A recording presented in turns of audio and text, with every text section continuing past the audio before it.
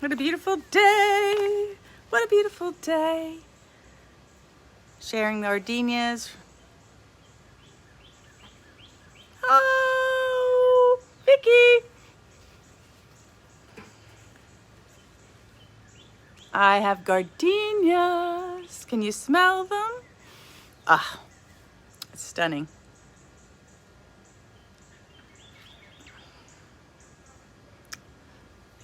Hey, there's Sweetness.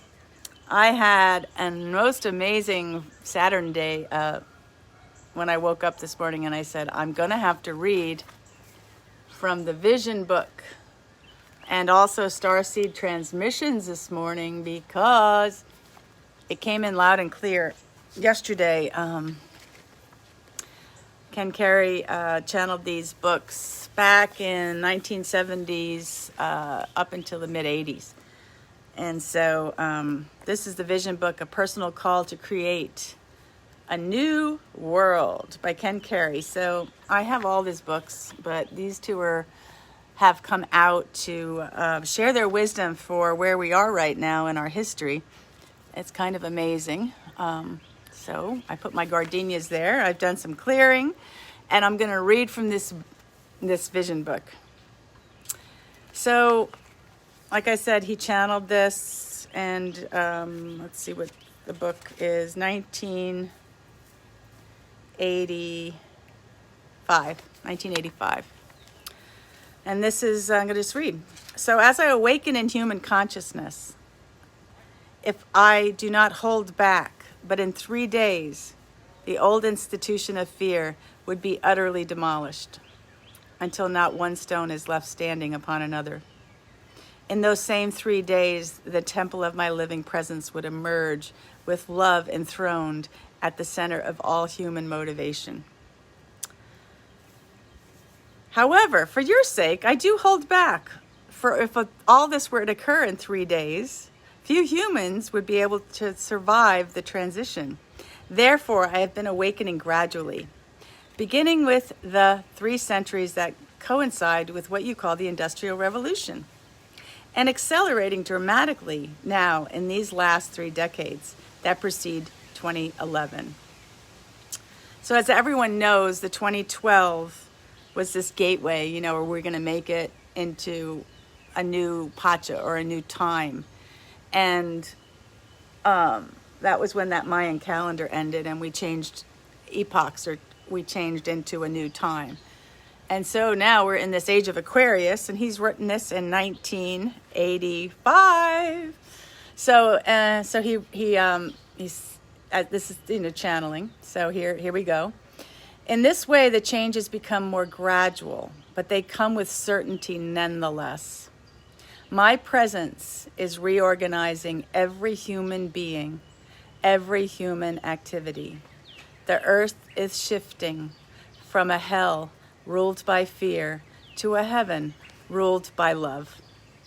And I don't know about you, but I've been seeing so many people in this horrible fear, this gripping fear, the fear.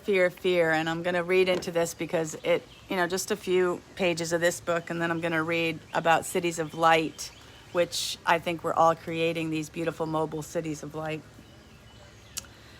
So as the 20th century draws to a close, those who are at peace within themselves will find their lives increasingly aligned with the strengthening field of my presence. Those who fear will come under increasing pressure to confront their dishonesty and change. The fearful will not have an easy time in these days, for they will be withdrawing from my spirit, thereby forcing themselves into crisis situations designed to stimulate a change of heart. My consciousness is available to all, but the time I will wait for to be received must eventually pass. I have come here to act. Soon my activity will begin. Those who do not accept my invitation to life will be separated in the end from those who do. Weeds and corn may together flourish in the fields, yet at the time of harvest, their destinies diverge. And isn't that kind of what I feel like we're in this destiny of we're either going to be in fear or we're going to be in love. And as far as this creator who's speaking through Ken Carey, the harvest of the love, the lights of love, the mobile cities of light that we are, holding down this vibration. So here I'll continue to read. It would not be merciful to forever sustain in consciousness those who give others cause to fear. That sentence is so powerful. I want to read it again.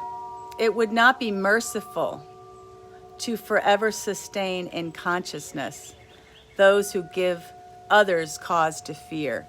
And so I was thinking about that, our responsibility to be in this light of love. And that if I'm trying to pass on fear to another person, then that's not the consciousness that I might even in believing in. So it's super important that we come into the spirit of truth.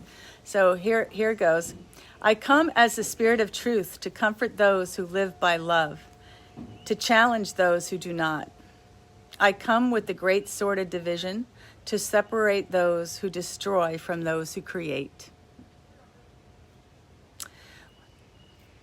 All will meet me in honesty or in deceit, and as the years go by, these two ways will grow ever more distinct. Conflict cannot exist where truth is expression. Oh, sorry, I have to read that again. Conflict cannot exist where truth is an expression. It occurs only in the presence of dishonesty. Where truth is denied, self-destruct mechanisms go into effect. People get sick because they are sick of themselves. They die because they do not forgive. Disease is not caused by germs, toxins, viruses, excessive radioactivity, microbes, bacteria, or any other physical agent. Such things are ever present. Thousands of them pass daily through our very healthy human body. Such agents are only destructive when they do not pass through the human body, but are retained instead. There is only one reason why germs or toxins are retained in a human system, because present in that human system is an evil spirit. Now, bear with me, because he's going to explain the evil spirit thing. To the degree that an evil spirit is entertained and made welcome in an individual's life, his or her body will disease. This is a regulatory mechanism designed to deprive destructive spirits of physical bodies. Evil spirits are negative attitudes, destructive emotions rooted in fear. Evil spirits are negative attitudes, destructive emotions rooted in fear. Some of the more common evil spirits are resentment, anger, shame, guilt, anxiety, hatred, greed, revenge, jealousy.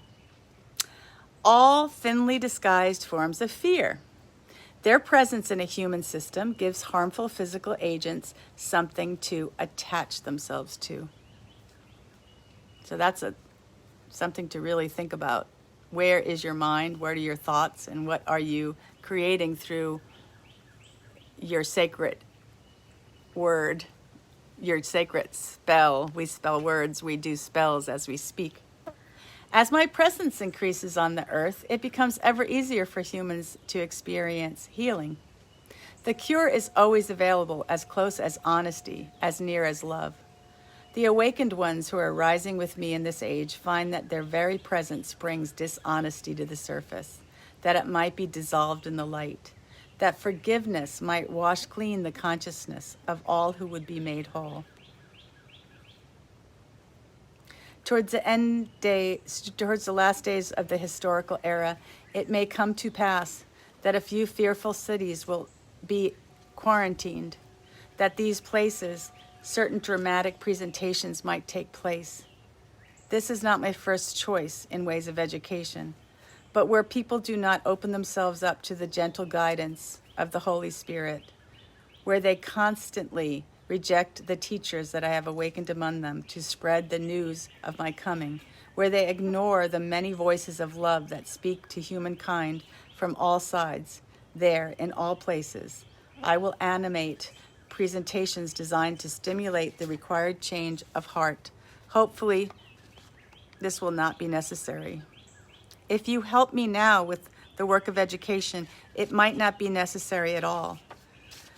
And 3 years ago, when I was doing this book, this visioning book, I stepped forward and I said, I stand for spiritual education and healing. And I've been stepping forward in a very vulnerable way ever since. And now we're in this kind of quarantine time where the fear of the collective unconsciousness is so palpable, and the divisions is so, you can feel people trying to divide. You know, if you got a D, if you stands for DEMs or you stand for REPs, what you're willing to hurt your fellow brothers and sisters. Because in this next book I'm going to read from, the Starseed Transmissions, again, Carey, and he wrote this book in, 1991. And like I said, I was doing some visionary work 3 years ago with these books, and standing for spiritual education and healing. And if we all stepped up into the truth that there's only love and that there's no fear, and if you're not afraid of dying, there's only sovereignty. There's some things, nefarious things that maybe are going on in the big picture. Got to look at them. You got to know what's going on, and then you have to give them no power. I do not consent. And at the same time you do not consent, we have to let go of all of our history, and we have to allow people to come forward if they've made some mistake, they've missed the mark. To sin means to miss the mark. But if I only hold people in their history and I only keep them where they were in their past, I can't allow them to come forward for forgiveness. So, and that means including myself. So I am so grateful everyone is here, with me, and I'm not doing too much on the chat, but I love everyone. And I'm just so honored on this Saturn day, because today is Saturday. So today is the day of Saturn. And if you looked at this beautiful day, I'm wearing black because the color black is a Saturday color. And if you were to say Saturn has been taken over by kind of some dark energy, but Saturn is an amazing planet. It's a boundary planet. It's the number 8. And if you take the number 8, this is 8, but if you put it on its side, it becomes an infinity symbol. So we are infinite creatures. And if anyone has put any boundaries or any restrictions on your sovereignty where you're not feeling free, and you have a dome over you because you think freedom is the way, but you're not feeling free in your mind, body, spirit, soul, it's your time now to free the Saturnian energy and take it out of this, whatever that other word with the S, I won't even bring that up because it's accurate, but I'm not allowing it to have and take, get my energy. So here I am going to read some really empowering things from Ken Carey, 1991. He wrote this. So this is from page 32, Mobile Cities of Light. The coming age will be a time of incredible blessing. Restored ecological balance, international cooperation, and universal harmony. Planetary resources will be realistically understood and properly utilized. Mankind will be at peace. All life forms will work together in harmony, cultivating full potential of the planet. It'll be an age of revelation, during which the mind and plans of the Creator will be made clear for all to see.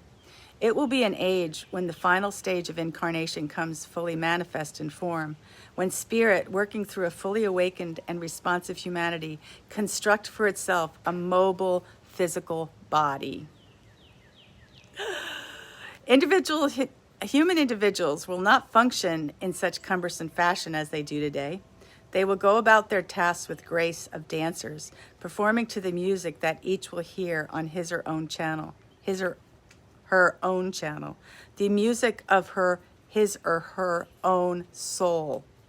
Through melodies, God will sustain each of his contextual identities in supreme fulfillment. Specific melodies will change with each environment, with each movement, with each task, yet a consistent overall pattern of musical relationship will constitute a new identity of mankind. The song of the moment will be that what each individual is in that moment, translated into an ever-changing musical score. Music will be the informational medium through which the totality of consciousness informs each individual cell of its specific functional duties within the totality. Individuals will participate in this music as well as listen to it. All humanity will be involved in the conscious creation, immensely fulfilled in the capacities they serve. And when an individual is not required in a functional capacity, he or she will be free to compose the score that will specify a route of musical travel within a body of creation. So this is light language. This is like this other language beyond the English language. It's a universal language. So if you were to say, if we all picked up an instrument together and we all kind of paid attention, if we were in like this giant circle, and we paid attention to listening to how you fit melodically with the other person's uniqueness, we can make beautiful music together. And you don't have to wait for me to speak so that you can speak. We can all like blend it together. So anyone that plays music knows the magic of being in one of those magical moments where you're playing in a jam and it just gels. It's like, it's like everyone's uniqueness is coming through and making this thing that's greater. So one of the things that I've kind of learned in my my science education, I have a science background, and that the human genome, and this was actually on PBS just recently, there was the Human Genome Project, but basically they tracked the whole human genome down, and there's 9 billion people on the planet right now, and we come from 10,000 people. You can trace the gene, this common gene, to the first 10,000 people. So if we all come from the first 10,000 people, you have to trace it back. It's probably not 10,000, it's probably smaller. So that means we're all brothers and sisters together on this planet, whether you're white-skinned, yellow-skinned, red-skinned, black-skinned. We're all from the same parents, basically. So this whole planet is related. There's not me against you. It's us playing this song together. And I love that these mobile cities of light. And I'm gonna kind of skip over here because this is going to be a little bit out there. It's even out there for me, but I'm really feeling that if I come into my uniqueness and I do what my most high joy is to do, and that's like a childlike thing. I have to go back to when I was a kid and what did I love to do. So I am for sure going to be tapping into that more and more and more. And I want to see everyone else tapping into that. Not what someone said you should do, not what you do to make money, not what you do because your ego says that that's who you are. I mean, something that is like your highest bubbly joy, a little kid joy. I have my hair like a little kid today. So this is kind of what I'm feeling, that we're each an individual Christed cell or a lighted cell.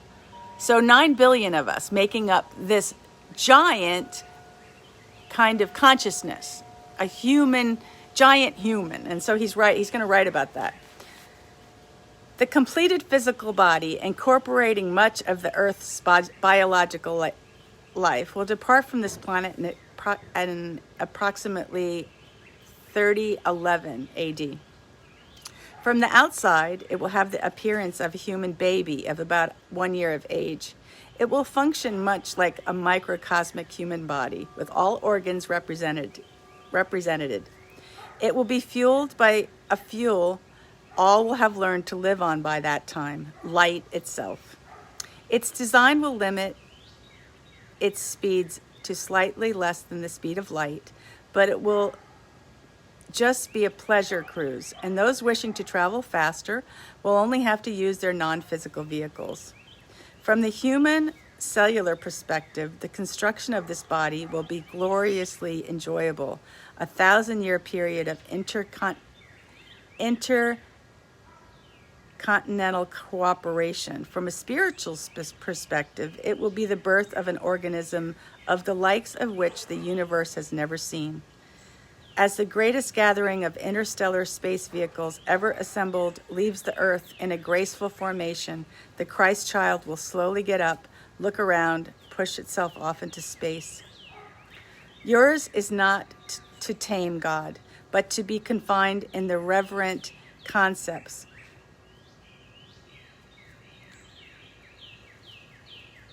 But a vibrant, playful energy, the very soul and spirit of life. He comes to earth not to be somber and devout, but to dance and sing and enjoy all that he has created. Do not allow the gravity on your planet to weigh upon your consciousness. You have been aware of the effect of gravity on material objects, but it has only been recently in your space travels that you have begun to suspect that it also binds and limits consciousness. So I'm going to speak on that for a minute, because the binding of gravity or our material weight is making us not be able to think outside the box. And so if you push yourself past gravity into magnetics, so how about like a magnet? So if you started to use magnetics rather than what your limitations is or the gravity, I am like so honored and like to say that these kids, everyone has kids that they see. They're the teachers. They're your ancestors. They're the ones that are coming forth. I know Abby says that she has kids, they're teaching her. I have my grandchildren teaching me. And I tell you, by the time they're about 7 years old, they've been programmed into this system that we live in right now. And this system is pretty much coming out or coming unglued. But the little ones, they know, and they have this imagination. So I'm going to say, let's pretend. So when my granddaughter gets on the FaceTime with me, you know what she does? She asks me, Yaya, do you love unicorns? Wow. I love unicorns, and I can see unicorns, and I can see the fairies in the plants, and I can see the elemental spirits in the water.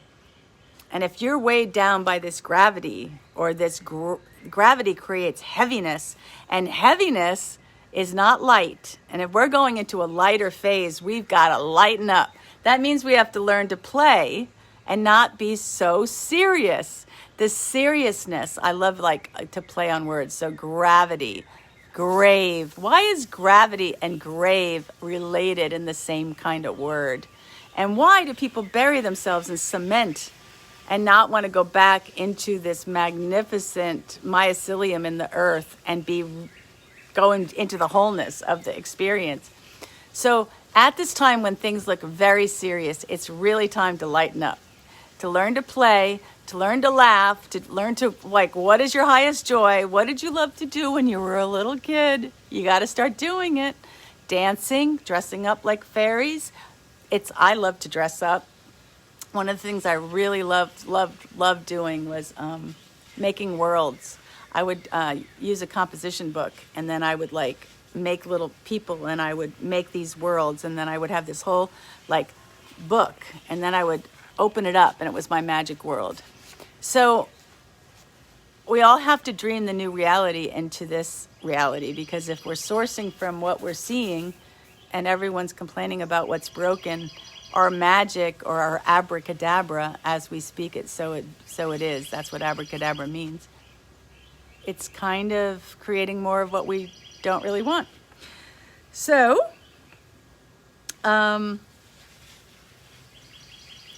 I'm going to leave you with that, because I see each person that maybe is on here is ready for becoming a mobile city of light. We don't need another person to do it. You just need to find your own joy. your own uniqueness and trust that the others that are finding theirs, and we're all going to find each other. And there's this mobile city of light. We're going to be finding each other in the mobile cities of light. And that's what I wanted to share today, this Starseed Transmissions. And if there's anything else that in this book that wants to come out, I'm going to see.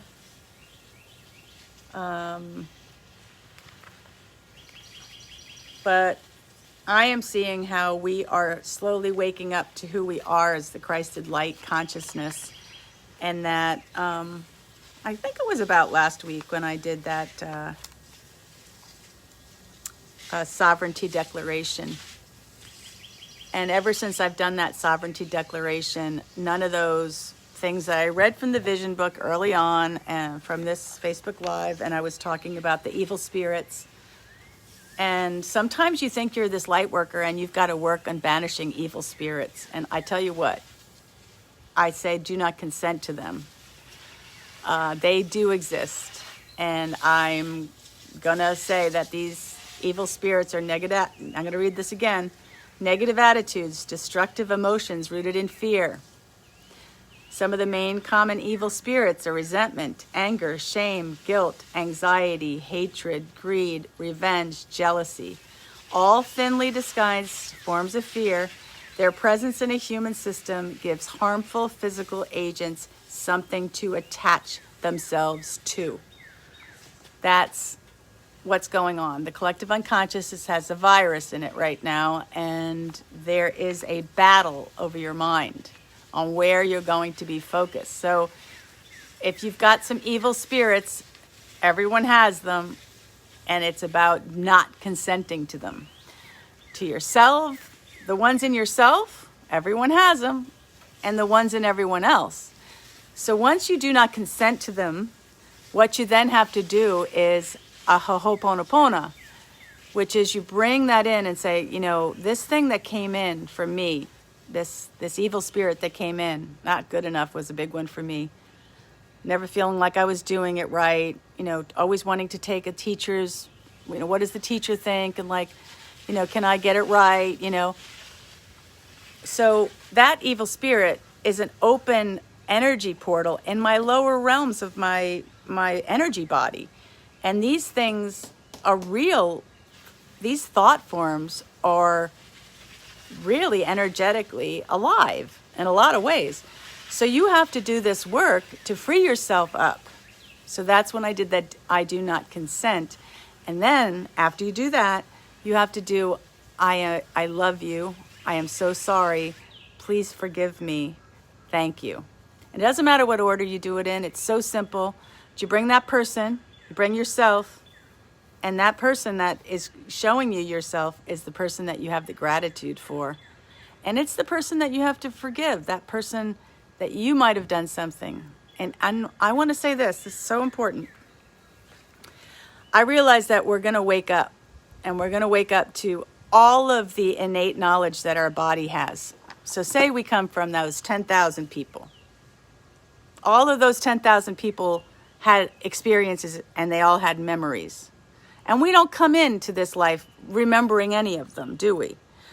But what if we're going to come into this time when we wake up to all of our memories inside of our own DNA? And you haven't done the forgiveness work. And you have some stuff in your DNA that's done that you were like, you're not okay with other people doing it. And you can't forgive them. Well, that's in you. Because we're all part of the piece of the whole of the Christ consciousness. We have to be able to love and forgive. We do not consent. I do not consent, and I will not be consenting to nefarious and distorted evil. I do not consent. But at the same time, I let those people's history go if they're willing to come and do their own forgiveness work and make those amends that they need to make. I'm not going to keep myself in division so that if I end up passing through this life and I haven't done the forgiveness, I might have to come back because I have more experiences to have. since I don't believe that there is, I think there's a wholeness. There's a wholeness I come from and a wholeness I exit into. Universal truth. I don't know where I came from. I breathed a breath. And at the very end, I'm going to breathe an exhale. And I'll go back to where I came from. So in the meantime, if there's anyone that I haven't done a recapitulation with or a ho'oponopono, I am so sorry. Please forgive me. Thank you. I love you. I'll be held back and I'll have weight and I won't get light. So I am so grateful to have been able to come in here and do this little bit of work. I had planned on an 11:11 blast off. And if anybody saw, I kind of had to abort. My daughter called me and I was so grateful to hear from her. And I'm so grateful to be here and sharing with you from this beautiful sanctuary. Here's the lake. I have a star jasmine. Here's my little fairy garden. I'll show you my garden because it's so beautiful. And there's the garden gnome taking care of, I planted the garden. Tom weeds the garden. And so anyhow, I'm so grateful that you came and to join in the beauty of this beautiful, beautiful, beautiful, beautiful day. I am so grateful to every single one of you. I love you as the other self that I'm counting on you guys to shine the light. I'm counting on you guys to do this work. These mobile cities of light that we each are, standing in our uniqueness, standing in our childlike joy. It's not that we don't look at the darkness. We do look at the darkness, but we don't give energy to those spirits that are draining, those lower energy spirits that the fear and all that resides. So I'm going to count on you. And if you need any assistance, I'm so here for you. I mean, I did post a pretty disturbing documentary if people want to get a little bit more into the things that they might need to learn to forgive and not consent to. I know a lot of light workers don't want to know, but part of getting light is knowing and not letting that denial. See, denial is another, it's a tricky one because if you're not looking at certain things, that got some weight to it too. So it's time to lighten up. Some play is in order. Some light language is in order. Some kind of virtual sharing in our telepathy fields of vibration. And I can feel you all so much. I love you all so, so, so, so much on this beautiful Saturn day. I say, make that Saturn a new Saturn. Get some new boundaries, some new rules that you're going to be engaged with because we do need structure. And we're going to take all the light that's in black and all the light that's in white. And I'm going to give you again the code to the frequency of this earth. So we're not going to take the days of the week anymore because week is weak. We're going to be empowered.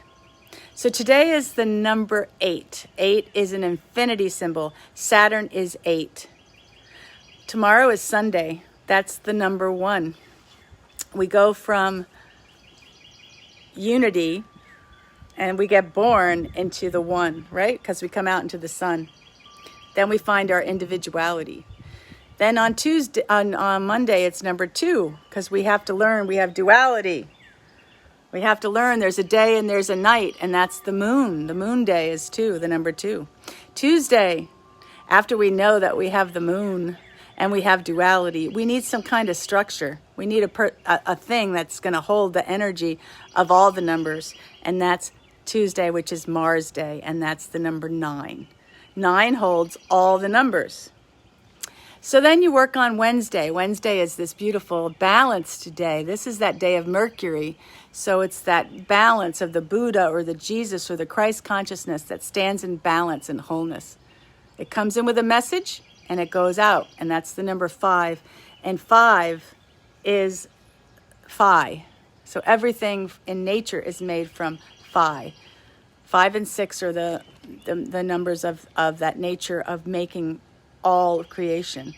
So then we'll go into the this beautiful day of Thursday, which is the number 3. 3 is such a powerful number, and it's an expanded number. It's Jupiter. Jupiter holds 10 Earths in it. It's so big. So you can imagine you have all your numbers safely protected by Mars, the warrior, and then you go into the message. You get the message. You get the message from the Christ consciousness. Then you get expansion of Jupiter, 3. It brings us right into Friday, which is number 6. And 6 is that beautiful goddess energy. And I tell you what, 6 has been hijacked a little bit, because you can tell about 6 and 666 and all that other stuff. Is that you just have to take yourself and bring yourself back. Friday is payday. She's green. She's beautiful Venus. She's the bringer of life. To everything she brings life, the number 6. And then you have today. Friday goes into Saturday, Saturn Day, which is number 8, which is the setting some good boundaries, setting some agriculture, and you're going to set some water channels, and you're going to make yourself be a master on this realm of infinity. So with that, I love you, and I leave you with that, and have a wonderful Saturn Day.